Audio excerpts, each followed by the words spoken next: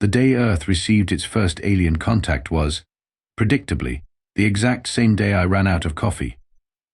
Looking back, I probably should have taken that as an omen.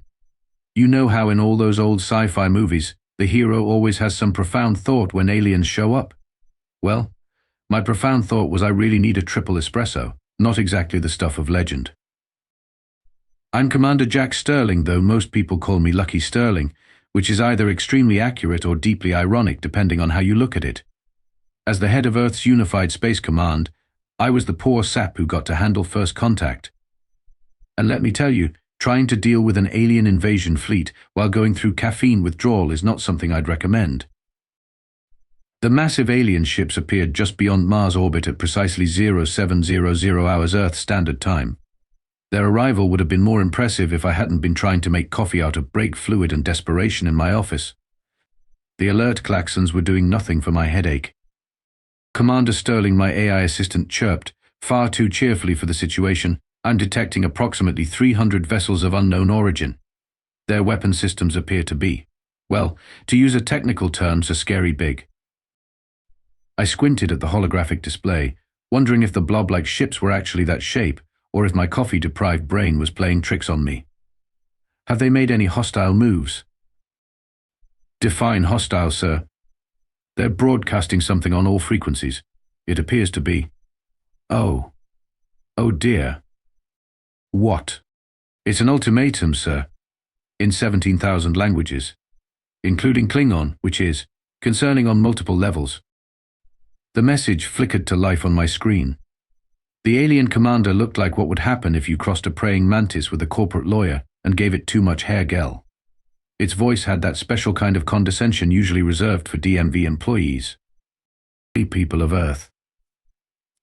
It began, mandibles clicking in what I assumed was the universal sign for I'm better than you. I am Supreme Commander Vzk'tik of the Galactic Confederation. We have been observing your species for some time, and we have decided that you are simply not ready for membership in the greater galactic community. Your technology is primitive, your societies are chaotic, and your entertainment programming is derivative. I felt a headache coming on that had nothing to do with caffeine withdrawal. Did an alien just insult our TV shows? To spare you the embarrassment of continued independent existence, we will be assuming control of your planet. This is a courtesy notice. Please prepare for immediate surrender and cultural assimilation. Resistance would be. It paused for dramatic effect. Futile. Did they just quote Star Trek at us, I muttered. While insulting our TV shows. So my AI assistant interjected. I'm detecting energy buildups in their weapon systems. Should I begin evacuation protocols? I stared at my empty coffee mug, then at the sneering alien on my screen. No. Get me a direct line to Supreme Commander Hair Gel, and someone find me some damn coffee. The diplomatic exchange that followed would go down in history as one of humanity's finest moments of snark under pressure. Unfortunately, it would also go down as one of our worst attempts at actual diplomacy. Supreme Commander, I said, trying to sound professional despite my caffeine-deprived state. Surely we can discuss this like reasonable beings. Ah, the primitive attempts reason. Vzk'tik seemed amused. Tell me, Commander, what could you possibly offer the Confederation? Well, for starters, we have. Your species still thinks digital watches are a pretty neat idea. Now listen here. You haven't even mastered faster than light travel. We're working on it. And your solution to climate change was to install air conditioning. I'd like to say I maintained my diplomatic composure. I'd like to say I represented humanity with dignity and grace. What I actually said was at least we don't look like someone stuck googly eyes on a lawn shrimp. In retrospect, that probably wasn't the best response to an alien commander with enough firepower to turn Earth into a particularly scenic asteroid belt. But in my defense, I really needed that coffee. Prepare for annihilation, Vzk'tik announced, somehow managing to look even more smug. So my AI assistant chimed in. I feel I should point out that antagonizing the alien fleet may not have been the best strategic choice. I slumped in my chair, staring at my empty coffee mug. Well, unless humanity has some secret weapon I don't know about, I'd say we're in trouble. That's when Dr. Eleanor Bright burst into my office, clutching a research paper and wearing the kind of maniacal grin that usually precedes either a brilliant discovery or a spectacular explosion. "Commander Sterling," she exclaimed, "I have a terrible idea." And that's how Earth's last hope came down to its most addictive substance, though none of us knew it yet. The emergency meeting of Earth's leadership looked like a cross between a UN summit and a high school cafeteria during finals week. Every leader had at least 3 empty coffee cups in front of them, and the President of France was stress-eating croissants. Dr. Eleanor Bright stood at the podium, her lab coat covered in what I hoped was coffee stains. Her hair looked like it had been styled by sticking a fork in an electrical socket, and her eyes had that special gleam that only comes from being awake for 72 hours straight on a diet of pure caffeine and determination.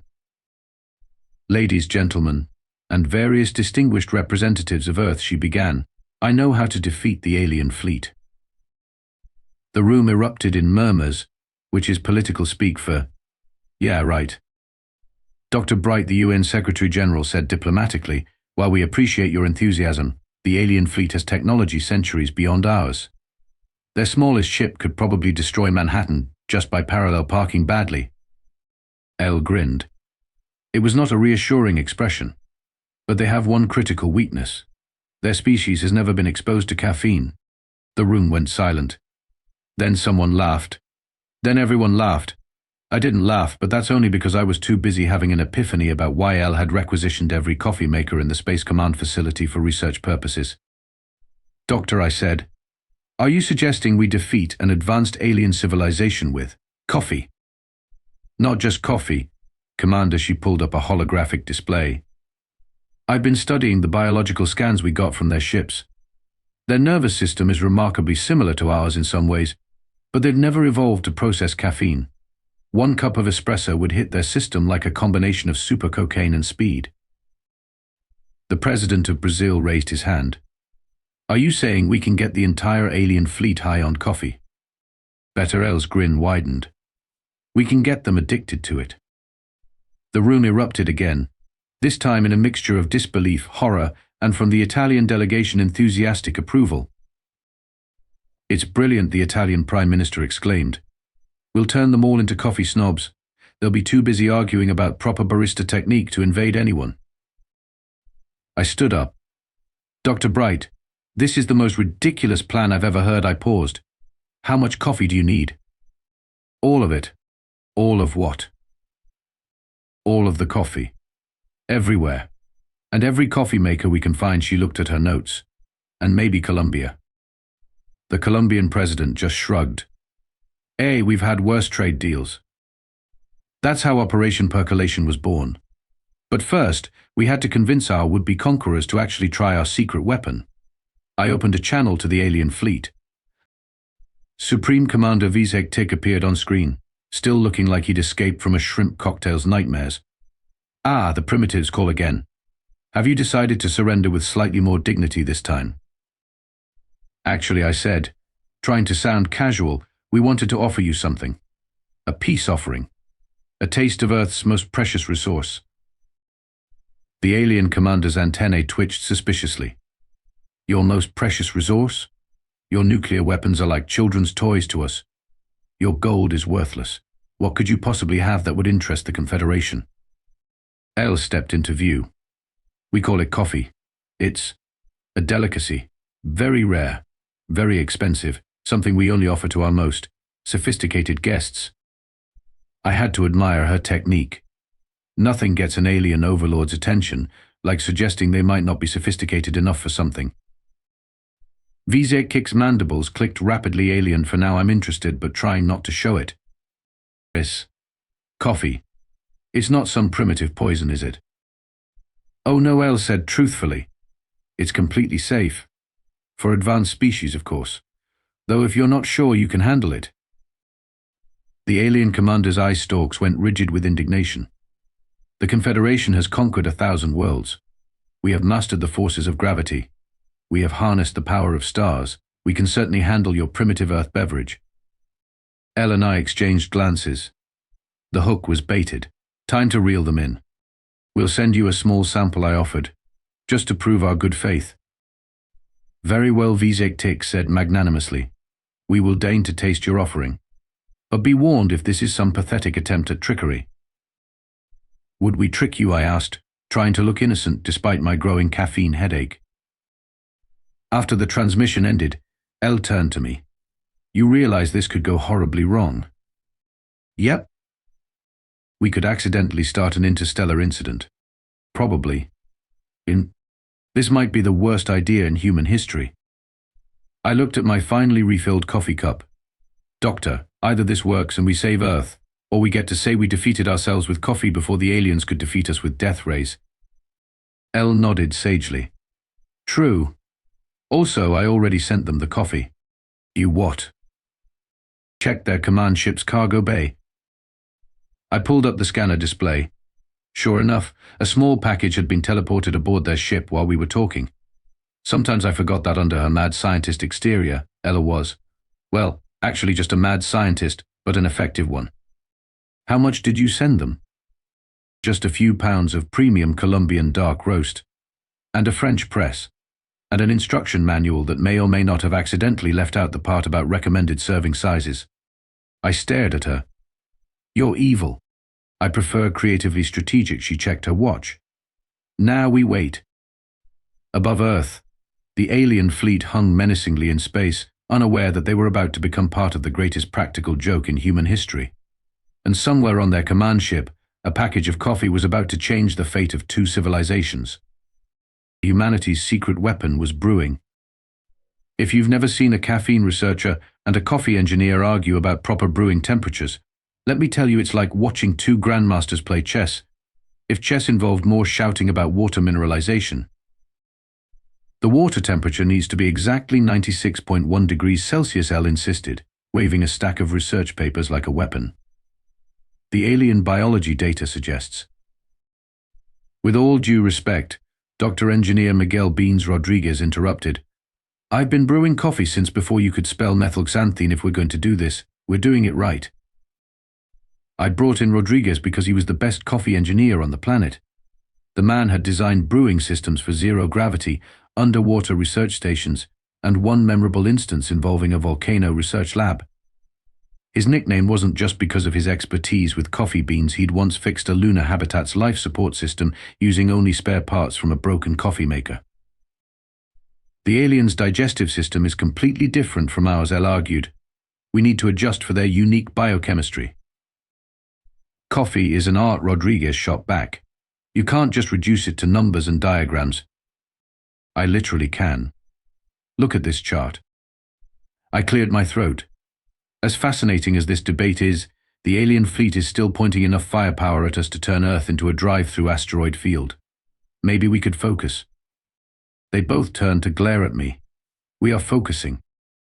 The problem was they were both right. We needed the perfect brew strong enough to affect the aliens, but not so strong it would send them into immediate cardiac arrest. Assuming they had hearts.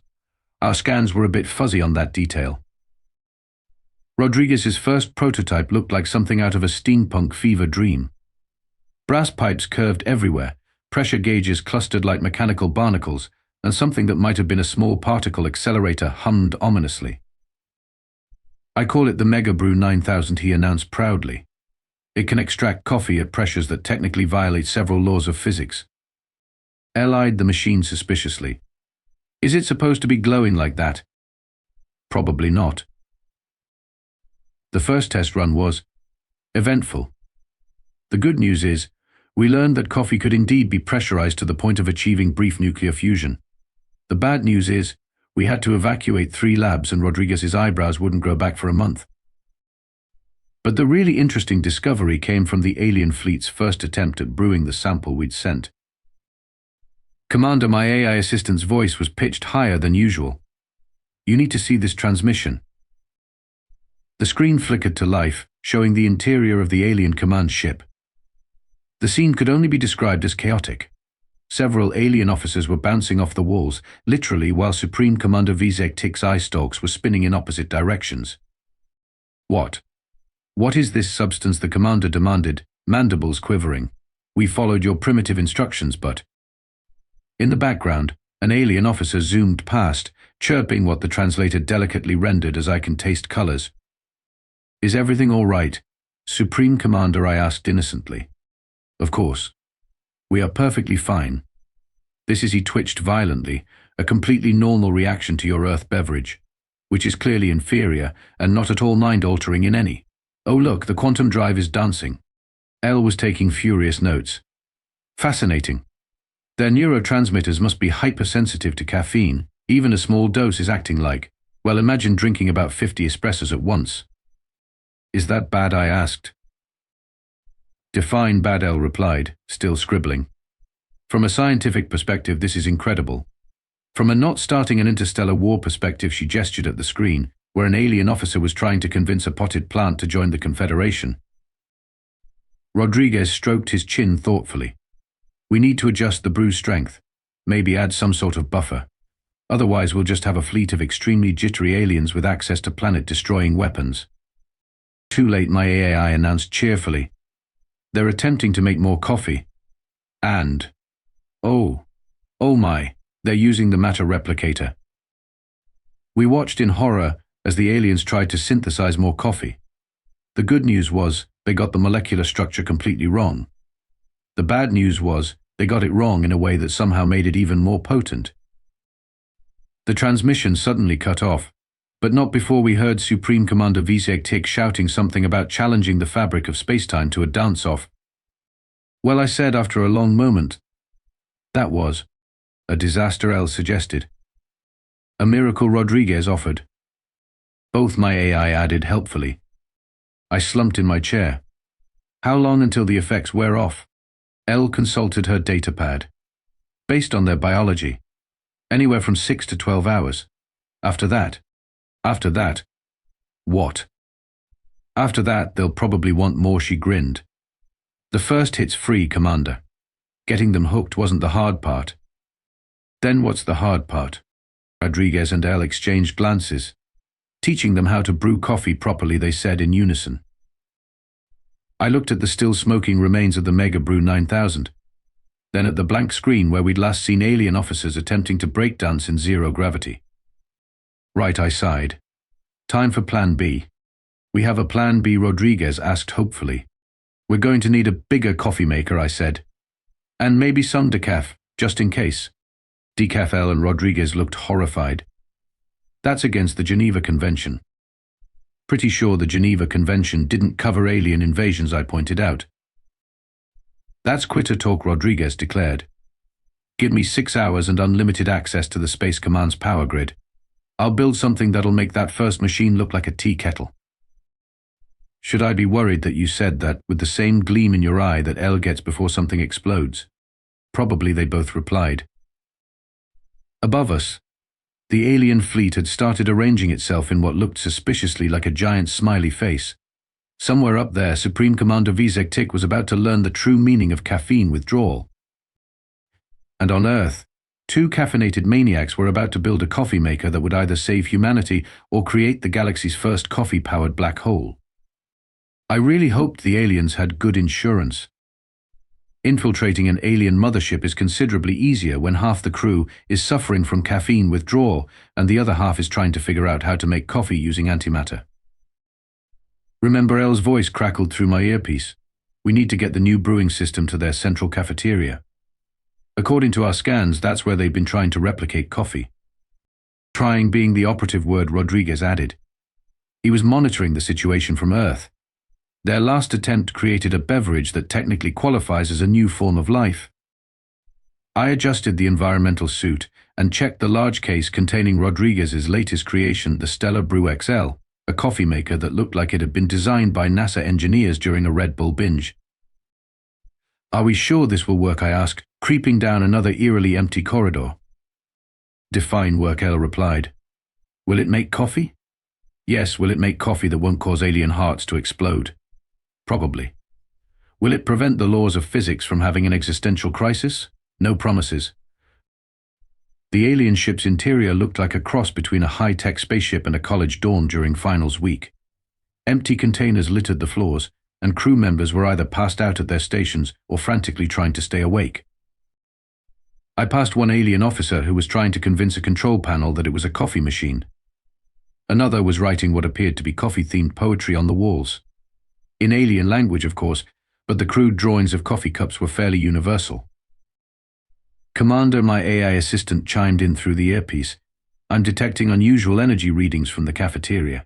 I believe they're attempting another synthesis." "Great," I muttered. "How long until?" The ship shuddered.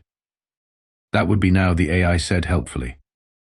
I rounded the corner to find the cafeteria in chaos. Supreme Commander Vzk'tik was there, eye stalks drooping, mandibles twitching spasmodically. "It must work," he was shouting. "We are the most advanced civilization in the galaxy. We will not be defeated by a simple beverage." Their latest attempt at coffee synthesis was producing something that glowed green and appeared to be eating through the floor. "You know," I said, stepping into the room, "there's an easier way." Every alien head turned toward me. I'd never seen so many caffeine-deprived eye stalks at once. Vzk'tik pointed dramatically, then had to grab a table to stay upright. "How did you get aboard our ship?" "Your security staff is currently trying to convince the ship's AI that it's a barista." "Ah," he clicked his mandibles thoughtfully. "That would explain it." I held up the case. "I brought a peace offering. A proper coffee maker and instructions that won't result in creating sentient beverages." "And why?" Vzk'tik asked suspiciously. "Would you help your would-be conquerors?" "Because watching you try to make coffee is physically painful to every human in the solar system." A junior officer raised their appendage. "The human has a point, Supreme Commander. Yesterday's attempt achieved quantum uncertainty. We're still finding cups that simultaneously contain and don't contain coffee." Vzk'tik's antennae drooped. "Very well. Show us your brewing device." I set up Rodriguez's machine, trying to ignore the way every alien leaned forward with an intensity usually reserved for watching supernovas explode. "The trick," I explained, channeling every coffee snob I'd ever met, "is in the process. Coffee isn't just a drink. It's an art form, a science, a way of life." Yes, Vzk'tik waved impatiently. "Make the magic brain juice." The Stellar Brew XL hummed to life, its various gauges and readouts glowing with reassuring precision. Rodriguez had designed it specifically for alien biology, with just enough caffeine to be effective without causing temporal paradoxes. The aroma filled the cafeteria. Every alien antenna went rigid. "What is that smell?" one officer whispered reverently. That I said with professional pride. "Is the smell of proper coffee." The first cup went to Supreme Commander Vzk'tik, who had to use both sets of appendages to keep from dropping it due to withdrawal tremors. "The secret," I continued, as he raised the cup to his mandibles, "is in the timing. The temperature, the pressure. Every element in perfect balance." He took a sip. Brr. Time seemed to stop. Every alien in the room held their breath, or whatever they used for breathing. Vzk'tik's eye stalk slowly rotated forward. His mandibles clicked once, twice. "This," he announced to the silent cafeteria, "changes everything." And that's how coffee saved Earth, not through warfare or diplomacy, but through the universal language of caffeine addiction. Within hours, the invasion was officially called off. Within days, the Galactic Confederation had established trade negotiations, with coffee beans becoming the most valuable commodity in known space. It turned out that introducing an advanced alien civilization to coffee had some interesting side effects. But that's another story entirely, one involving the galaxy's first interstellar coffee shop chain, 3 violations of causality due to espresso overdose, and the strangest barista training program in human history. Nobody expected coffee to revolutionize galactic society quite the way it did. But in retrospect, giving a highly addictive productivity-enhancing beverage to a civilization of hyper-competitive spacefaring species had some predictable results. Within a month, the first intergalactic Starbucks opened on Alpha Centauri. By week 6, there were 17 competing chains, 3 trade wars, and a minor rebellion over whether non-dairy milk alternatives violated the fundamental laws of physics. "The economics are fascinating," Elle explained during one of our weekly briefings. "Coffee has become the de facto galactic currency. Entire star systems are being traded for premium coffee beans." "That's not the weird part," Rodriguez added, scrolling through his data pad. "The weird part is what they're doing with it. Someone taught them about coffee art, and now they're using quantum computers to calculate the perfect ratio of milk to coffee for making little pictures of black holes. The Confederation had transformed. Their ships, once designed for conquest, were being retrofitted into the galaxy's most elaborate coffee delivery system. Their scientists, who used to research weapons, were now dedicated to achieving the perfect roast in zero gravity. Supreme Commander Vzk'tik had become the galaxy's first alien coffee influencer. His daily broadcasts about proper brewing techniques reached billions of viewers across thousands of worlds. His catchphrase, "This drink is acceptable," had become the highest praise possible in galactic culture. "Commander Sterling, my AI interrupted my thoughts. The Galactic Council is requesting your presence. Something about a crisis." I found the council chamber in an uproar.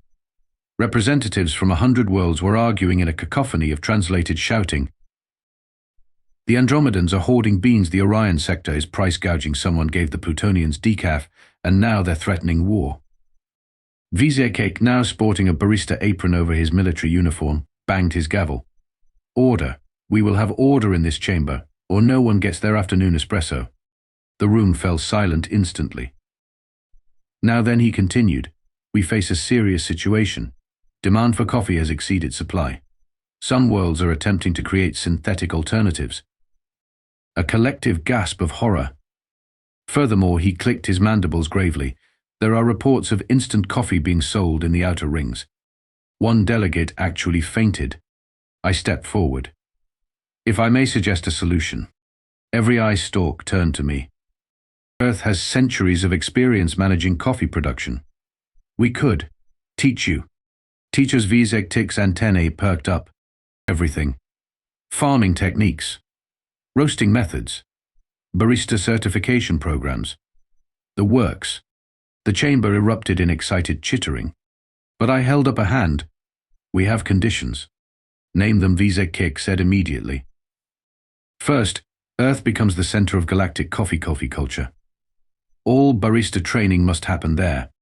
Nods of agreement. "Second, we want technology exchanges. For every coffee secret we share, we get something in return." More nods. Buh. "And finally," I smiled, "someone needs to explain to the Plutonians that decaf isn't actually a declaration of war. That's how Earth became the most important planet in the galaxy. Not through military might or technological advancement, but through the power of carefully cultivated coffee addiction." The Galactic Barista Academy was established in Seattle naturally. Alien civilizations sent their brightest minds to learn the sacred arts of coffee brewing. Earth's first faster-than-light ship was powered by a coffee-based reactor, designed by Rodriguez during what he called a light caffeine buzz and what everyone else called 3 days without sleep. Elle's research into alien caffeine reactions won her the first Intergalactic Science Prize, though the ceremony had to be cut short when someone accidentally served triple shots to the Betelgeusian delegation and they briefly achieved enlightenment. The galaxy was changing, one cup at a time.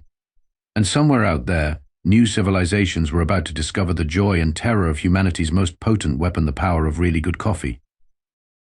Looking back, it's funny how things work out. Earth went from being a primitive backwater planet to the most influential world in the galaxy, all because we happen to be really good at growing and brewing a particularly addictive bean. These days, I'm the Dean of the Galactic Barista Academy. Elle runs the Department of Caffeinated Sciences, where she's still occasionally blowing things up in the name of research.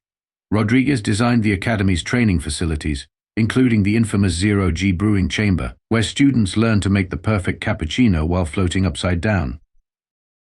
The Intergalactic Barista Corps has become the most elite force in the galaxy. They're part diplomat, part artist, part scientist, and part therapist, because it turns out that every species, no matter how advanced, needs someone to complain to about their day over a hot cup of coffee. Supreme Commander Vzk'tik retired from the military to become the galaxy's most renowned coffee critic. His review show, Brewing Among the Stars, is required viewing across 17 dimensions, though we had to talk him out of his plan to terraform Mars into one giant coffee plantation. But perhaps the greatest irony. Last week we detected a new alien fleet approaching from deep space. Everyone panicked until we realized they weren't here to invade. They'd picked up Vzk'tik's broadcasts and traveled across 3 galaxies just to try a vanilla latte. "You know what's really funny?" I said to Elle and Rodriguez. as we watched the new aliens participate in their first coffee ceremony. If they'd just asked nicely in the first place, we would have shared our coffee willingly. Humans L nodded sagely. We'll fight to the death if threatened, but give away our greatest weapons if someone's polite about it.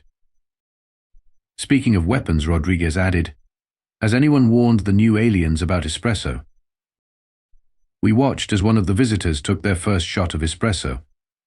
Their crystalline structure began to vibrate at previously unknown frequencies. Probably should have mentioned that I sighed, reaching for the decaf. But that's humanity for you. We discovered faster than light travel through coffee-powered accidents. We achieved galactic peace through carefully managed addiction. We even solved the energy crisis when someone discovered that spent coffee grounds could power small suns. These days, Earth's official motto is humanity serving the galaxy one cup at a time. Some say it's not very dignified. I say it's better than being remembered as that primitive planet that got invaded that one time. Besides, as Elle likes to point out, we're the only species in the known universe that can handle a triple espresso without transcending reality. In the end, that turned out to be humanity's real superpower. Now, if you'll excuse me, I have a class to teach. Today's lesson: advanced temporal latte art, how to draw in your coffee without creating paradoxes. Just another day at the academy, where we're training the next generation of humanity's most important diplomats, its baristas. After all, the galaxy runs on coffee now, and Earth. We're just the ones who know how to make it best.